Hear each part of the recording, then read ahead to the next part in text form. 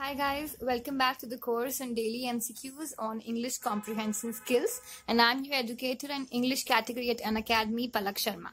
So before we venture into the lesson, here are a few things about me. I'm an economics honors graduation student, a poet at heart, and a content developer. I am a global youth ambassador at a World at School, a group of around 500 individuals who are promoting education worldwide, and a mixture of Keats and Shakespeare too, because I love English and economics equally. And do rate, review, recommend, and share these lessons as much as you can, because if you're going to share it, more people outside an academy are going to connect with it and be a part of this revolution. And if you're going to rate and review it, then more and more people on an academy and outside it will know the worth of this course, and then they can easily judge the value of the course. And if you like my courses, you can follow me on an academy. Here's my link. This is me. So let's start. The first MCQ. In each of these questions, a disarranged sentence is given and coded as PQRS, not ABCD in this case. Select the choice which gives the correct order of the parts of sentence in order to make it meaningful. The sentence says, 1. There is P as the gift, Q and love for humanity, R no such thing, S of brotherhood. You have to choose the correct sequence for these four parts of the sentences, 4 clauses, and these are the options. You can select either of these 4 and you can proceed. So the correct answer to this question is A, RPSQ. How? There is no such thing as the gift of brotherhood and love for humanity. So this is the correct sequence in which the sentence make the most sense. So this is the correct thing and A is the correct option. You can try the rest of them. They wouldn't make sense as good sense as A option makes. So this is the correct answer. Moving on to MCQ second. In these questions, a related pair of words in capitals is followed by 4 pair of words. Select the pair that best expresses the relationship similar to that expressed in original pair. So the original pair says soup is to dessert. Okay, now you all know soup starting, and it's a starter. Okay, it's one of the starters: tomato soup, sweet corn soup, all kind of soups. And dessert is something in a sweet dish with which we end our meal. So this is the meaning of this thing. Now you can say option A, Tendulkar is to Kumble. Option B, river is to island. Option C, sunlight is to twilight. And option D, bow is to arrow. So take your time, think of the correct answer, and the right answer to this question is C, sunlight is to twilight. Why and how? Because as I mentioned earlier, soup is something with which we start our meal, and dessert is something with which we end our meal. We'll just try finding the same relationship in these options. Tendulkar is to Kumble. Now we do not know, like, okay, fine, Tendulkar used to start, he was the opening batsman, but then Kumble, we do not know if he ends it or not, and this is very subjective thing. The sequence changes every time. Then we have river is to island. No, island, okay, fine. The islands are found islands can be found at any place, okay? There's no relationship between a river and an island. Then we have sunlight is to twilight. Now, this could be the probable answer. Why? Because sunlight is the beginning of the day and twilight is the end of the day. Then we have bow is to arrow. Now, bow, they are both a part of the same mechanism, okay? It's a part of bow and arrow. They both work simultaneously. So, neither of them is the beginning, nor anything out of them is the end. So, the correct answer with which we are left is the C option. That is, sunlight is to twilight. That's the correct answer. MCQ third. In each of these questions, a sentence followed by 4 alternative meanings is given. Each sentence contains an idiom or a phrase. You are to select the best alternatives, meaning which best expresses the meaning of that idiom or phrase. So there's a phrase or an idiom in this sentence, and you have to find the meaning of that out of these 4 options. The sentence says, please don't act as a turncoat. We don't appreciate it.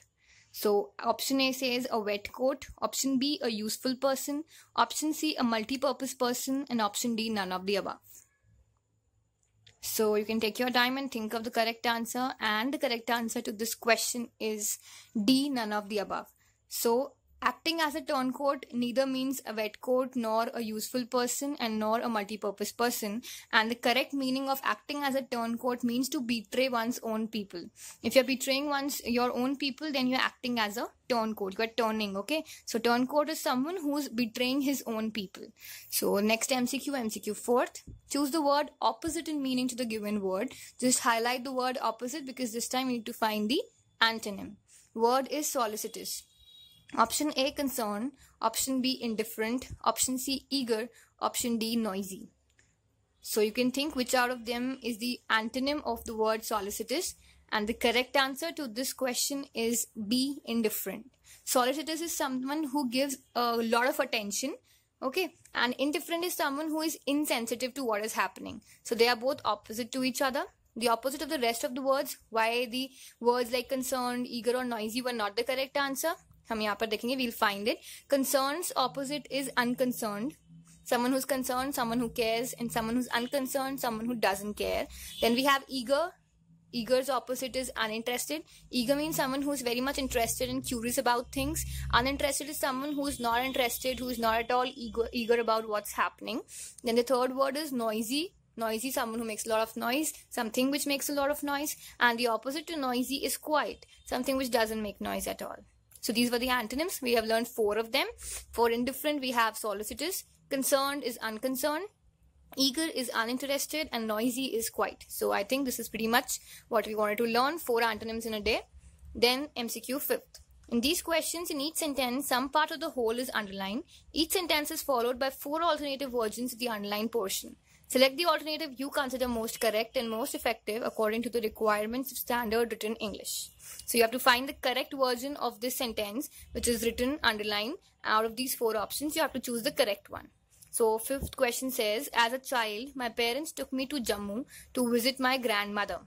So the correct version of it should be option A, when I was a child, my parents took me to Jammu to visit my grandmother.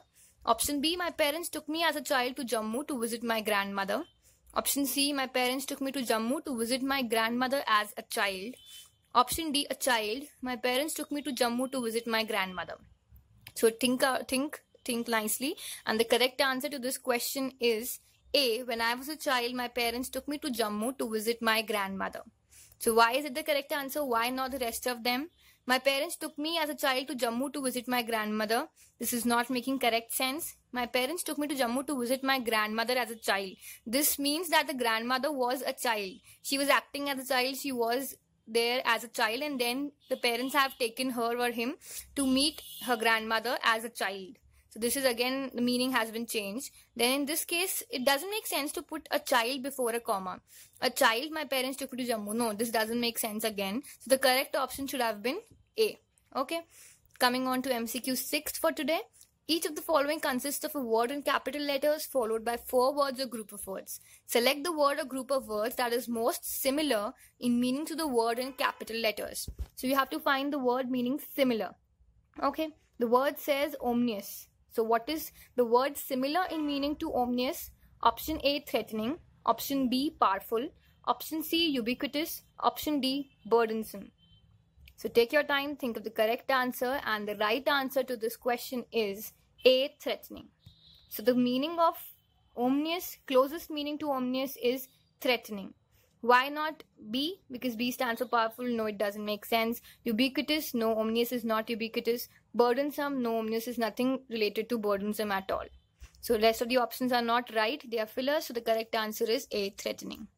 MCQ 7th. Some parts of the sentences have errors and some have none. Find out which part of a sentence has an error and choose that part as your answer. For example, I have this. Ram was A, senior to B, Sam in college C, and D, no error. So find out which part of this sentence has an error, whether it's A, B, C or D. It's easy. So the correct answer to this question is D, no error. It's all correct. Ram was senior to Sam in college. It's all correct. If it would have been senior than, then it would have been wrong, but it's senior to, so it's correct. Next MCQ is MCQ 8th. And MCQ 8 says, choose the most suitable option for each blank and write the letter in the brackets provided. So, it says, dash, business, a merger is a combination of 2 or more corporations under one management. So, what should be in this blank? Option A, at, option B, in, option C, the, and option D, on. So, choose out of these 4 which one should be in this blank. It's again very easy. So, the correct answer to this question is B, in. How? In business, a merger is a combination of 2 or more corporations under one management. It makes perfect sense. At business, no. The business, again, no sense. On business, no, nothing is happening on business. Everything happens in business. So it's not on at all. It's not at, because at again signifies something is happening at something. This is not again at. The correct thing is in business. Option like MCQ 9th.